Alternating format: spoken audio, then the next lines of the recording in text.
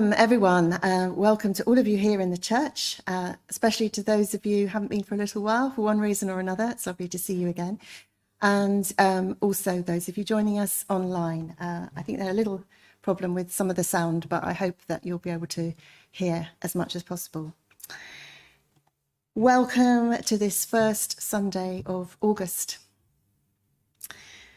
And I think in times of tragedy and unrest, we gather here to recenter ourselves, to find peace in our hearts, and to hope and pray for a better and kinder world. The opening music was called Lammas by Lisa Dio, and the pagan festival of Lammas, or Lunasa, was on the 1st of August, just a few days ago. And Lammas is one of the quarter festivals, one of those festivals that comes in between the solstices, like Beltane is in May, and Samhain is in beginning of November, and Imbolc at the beginning of February. Lammas is at the beginning of August, and it's halfway between the summer solstice and the equinox, the autumnal equinox. So it marks the very first harvest of the year. We may not be thinking quite in terms of harvest yet, but it is the time that the very first grains begin to be collected and the very first bread is made. So it is a festival that celebrates the first loaf of the year. So the theme of our service today is inspired by Lammas, because I think part of that festival is joining in sharing. It's sharing in that first bounty of the year. So I called it Sharing the Bounty today. But I'm going to begin our service, as always, by lighting our chalice candle and inviting those of you at home to light one with me if you would like to.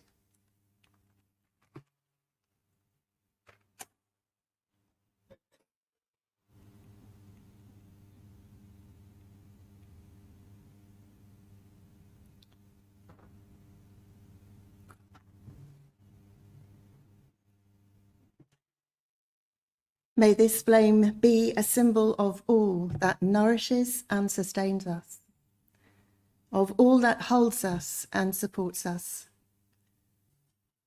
and a symbol of the light within each one of us and the light that surrounds us. Our opening prayer is by Marielle Cleary. We gather this morning in the spirit of thanksgiving. We give thanks for this community, for the bounty of this season, for the beauty of earth and sky and of human creation, for love given and received. Let us make our thanks for these blessings manifest in our words and in the warmth of our companionship. Let us say thanks to life. And our first hymn this morning is number 8. All our hymns today are in the green hymn book. And this one is number 8, Life That Maketh All Things New. So let's sing hymn number 8.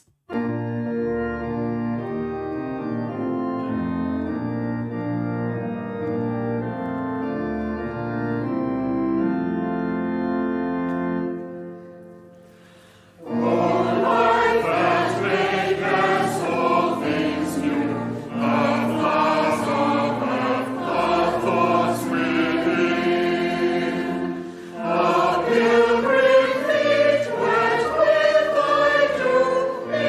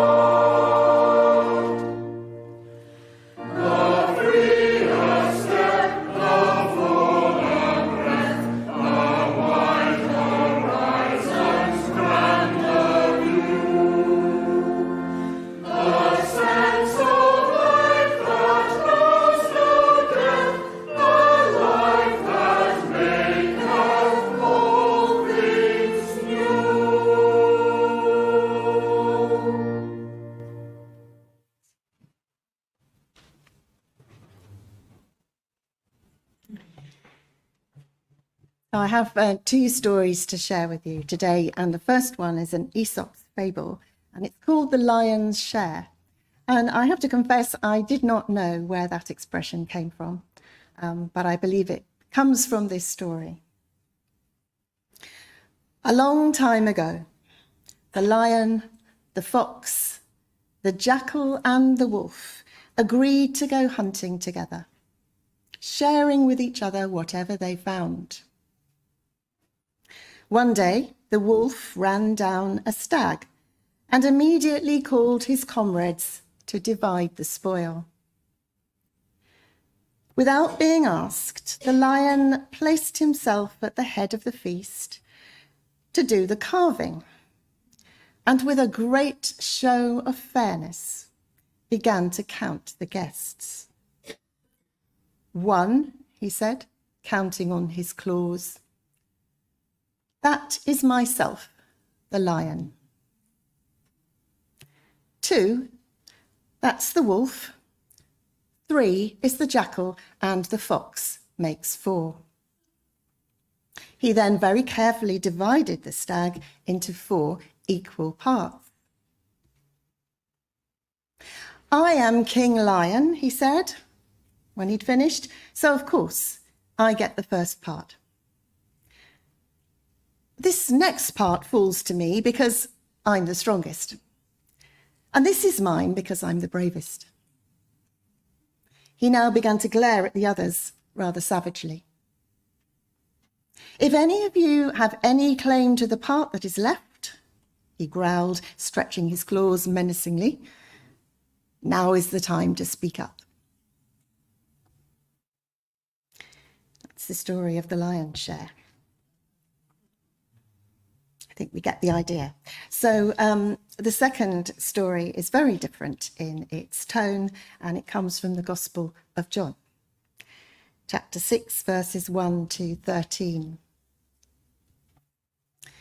And this is taken from a time when Jesus is preaching to large crowds. So it begins, when Jesus looked up and saw a great crowd coming toward him, he said to Philip, "Where shall we buy bread for these people to eat?" He asked this only to test him, for he already had in mind what he was going to do. Philip answered, "It would take more than half a year's wages to buy enough bread for each one just to have a bite." Another of his disciples, Andrew, Simon Peter's brother, spoke up. "Here is a boy with 5 small barley loaves and 2 small fish. But how far will they go among so many?" Jesus said, "Have the people sit down."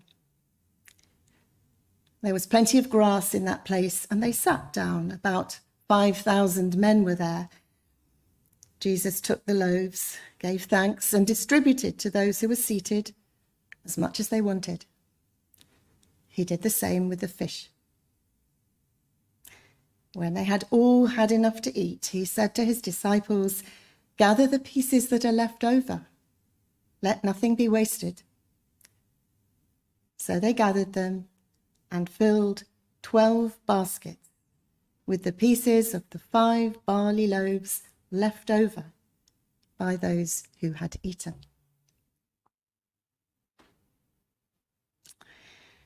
And we will return to both those stories later. But for now, let us sing our second hymn, which is number 184. Again, it's in the green hymn book if you're using a hymn book. And it's called The Best Things, number 184.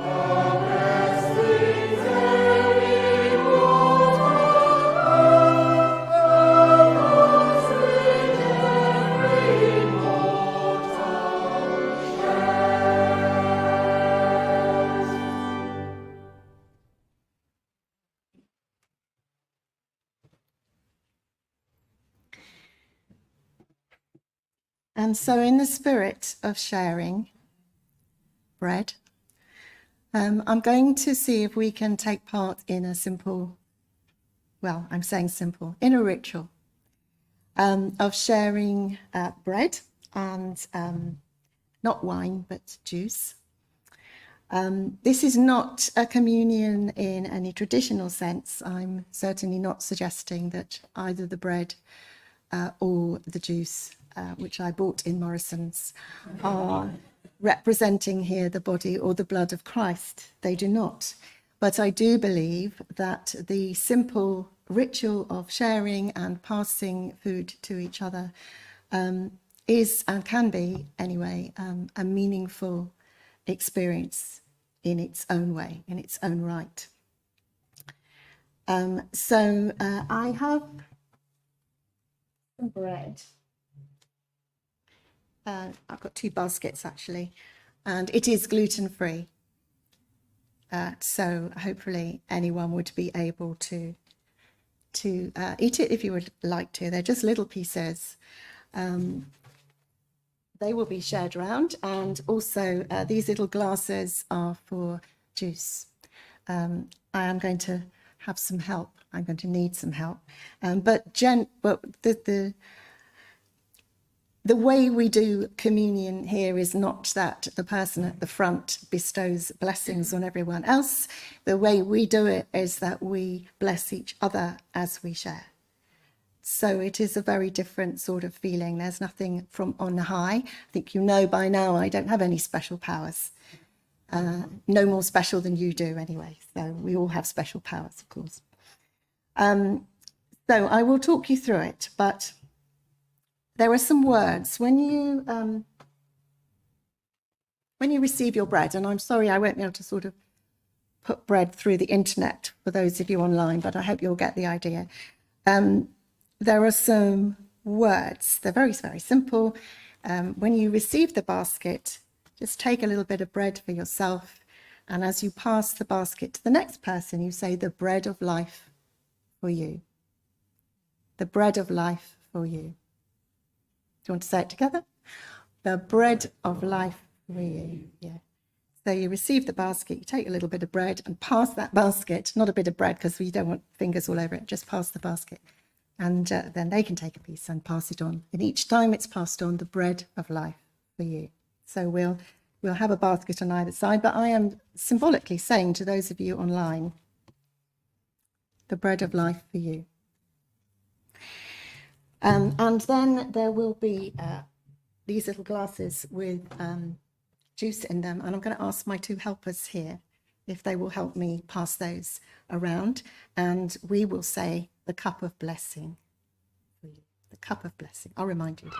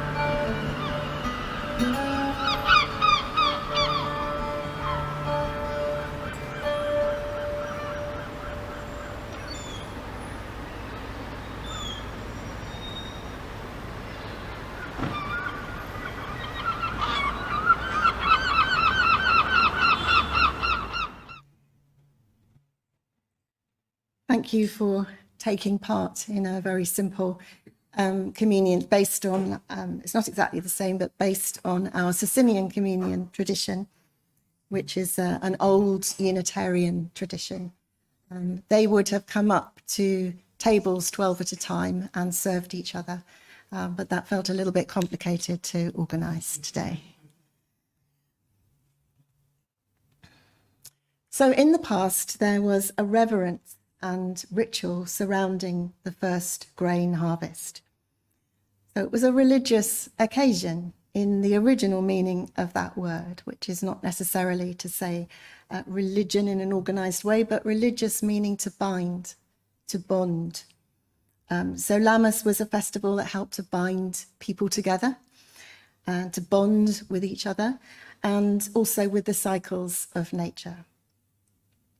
The first sheaf of corn was particularly regarded as being special, considered to be important and to produce the best seeds, and so it was seen to provide reassurance of future harvests.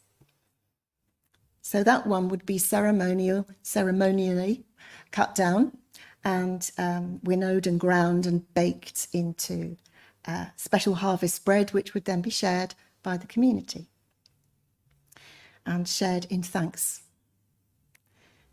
I think we still have sometimes concerns about supply of food, but those concerns would have been greater, more of a worry in past times when really, if things didn't work out locally, you might be in considerable difficulties.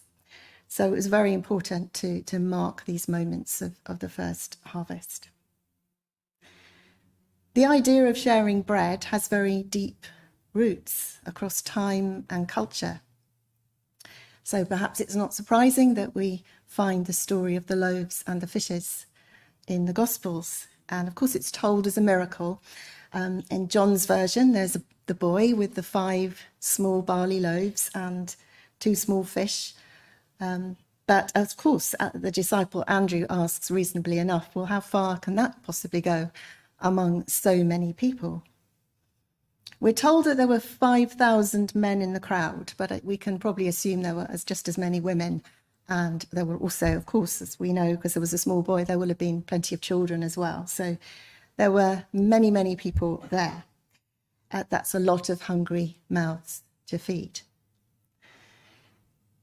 So the story suggests that Jesus was able to make the 5 small loaves and the 2 small fishes feed all these people and still have 12 basketfuls of food left over. And we might understand this as him demonstrating his own divine capacity to make the impossible possible, or to show that with faith in God, anything is possible and becomes possible. And I wonder whether there is also a more sort of human, a more earthy miracle as well going on in that scenario.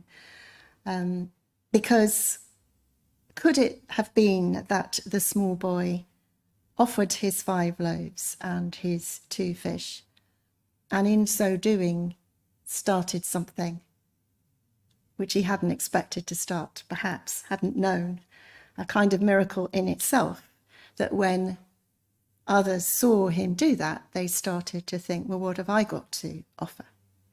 What else came out of the bags and and what else were people carrying out? People would probably go to an event like that with some food, wouldn't they, and some refreshment.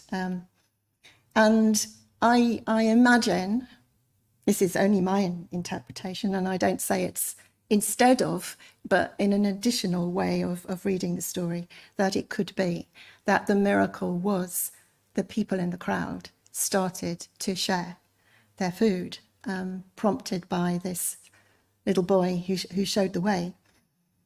And not only was there then enough for everybody, but there was more than enough, way more than enough than they needed.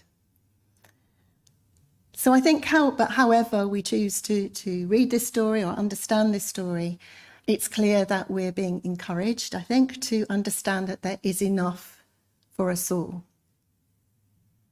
Whether that's enough bread or enough love to go round, the gospel story seems to be saying to us there will always be enough for everyone if we have faith and if we cooperate, I guess, if we take part in the miracle. And I think we have to make the first leap of faith, which is to believe that there is enough. And maybe that's the hardest thing to do. But once we believe there is enough, then it naturally follows that we may feel more generous, more willing to share it, because we're not having to grasp onto what we've got.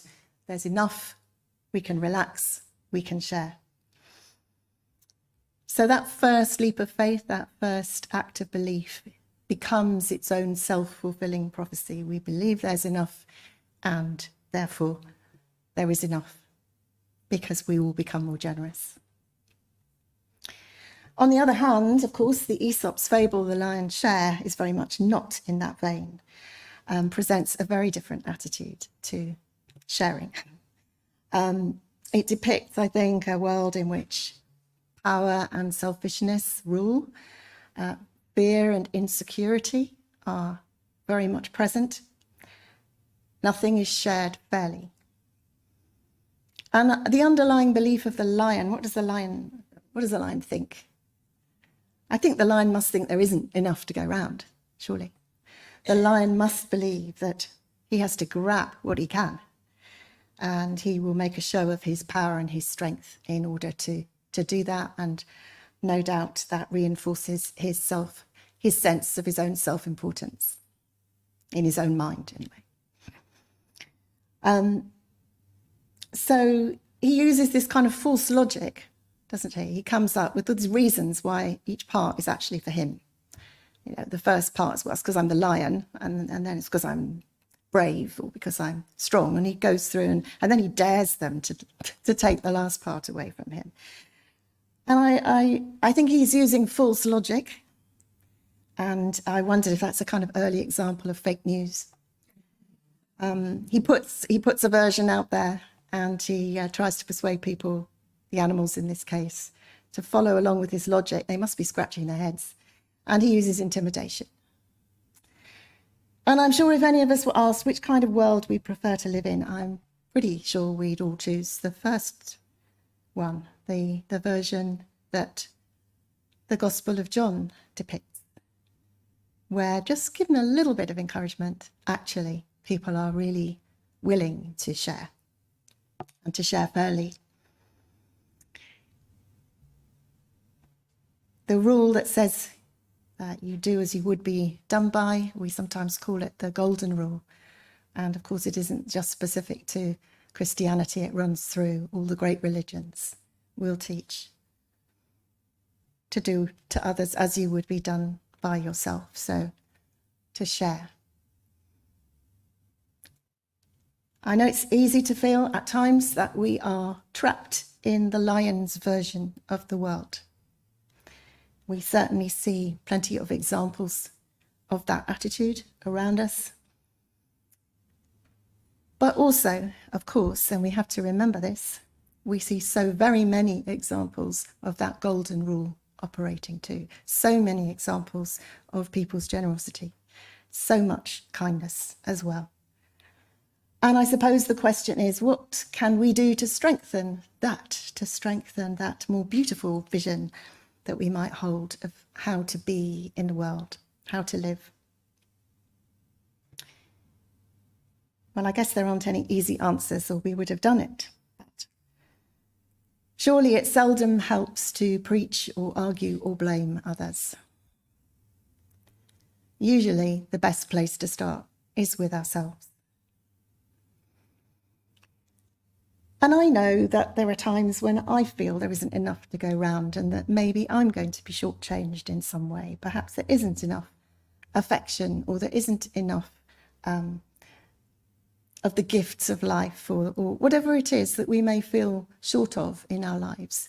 It's easy to feel somehow there isn't enough, and some people have more, and some people, well, why do they have more? And I think it's a natural human thing to feel. So what we're being asked to do is to maybe notice that when we feel it, notice it, and just question that, and remind ourselves that actually there is enough. We don't all have the same, obviously.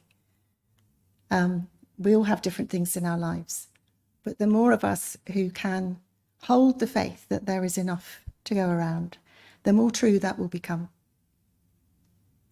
And it has to start somewhere, like in that gospel story, it started with that small boy willing to share his bread and his fish, maybe thinking, well, maybe I'm just giving that away and I won't have anything myself. He took that risk and it worked. Whether he took it deliberately, knowingly, or whether he did it in just complete innocence of just, well, I've got this and I'm going to give it. The returns were obvious.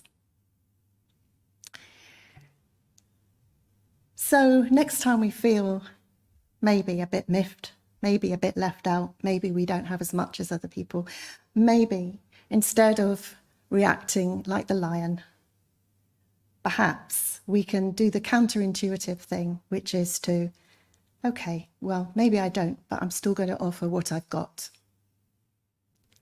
I'll still offer what I've got, however small it is. Let that be the way I choose to live. And it is a risk, and it does take a leap of faith, and I would say more genuine courage than any lion will ever possess. But the rewards for all of us can be beyond price.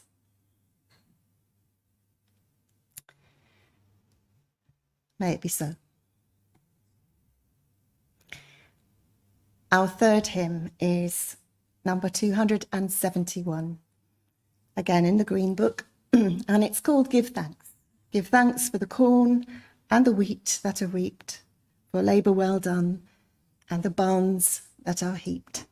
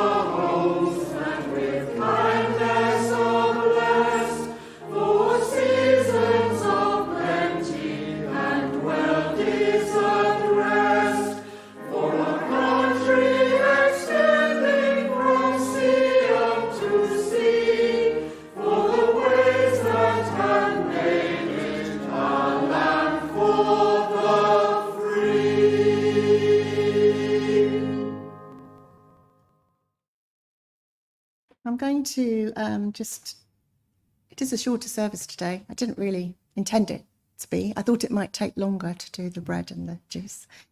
But I'm going to share some words with Glennie, from Glennie Kindred, who writes a lot about ritual and ritual for the different times and seasons of the year. And she just writes that at Lammas time, may we give thanks for the abundance of the land.